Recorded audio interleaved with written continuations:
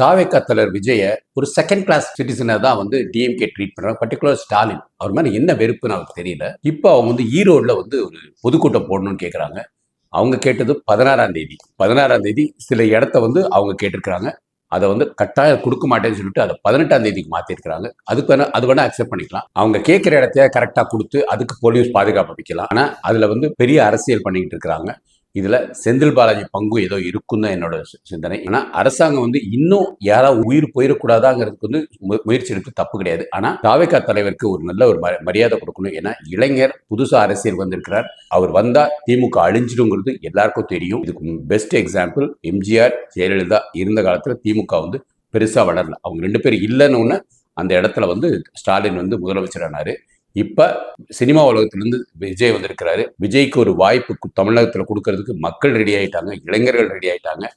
பாரதிய ஜனதா கட்சி, ஏடிஎம்கே கட்சி, பல கட்சிகளை வரவேற்றிருக்காங்க. அண்ணாமலை அவரை வரவேற்றிருக்காங்க. ஏன்னா அவரோட பங்கு, அவர் ஜனநாயக பங்கு அவர் செய்யட்டும் அப்படிங்கிற மாதிரி சொல்லியிருக்காங்க. பட் ஆனா திமுக தாவேக்காவை எதிரியா பாக்குறாங்க. இது ஜனநாயகத்துக்கு நல்லதில்லை. இதை கண்டிப்பா கண்டிக்கணும். இதுக்காகவே திமுகவை விரட்டி அனுப்புவாங்க இந்த எலெக்ஷன்ல. வாழ்க பாரதம், வளர்க இளைஞர் சமுதாயம், ஒளிரட்டும் தமிழகம்.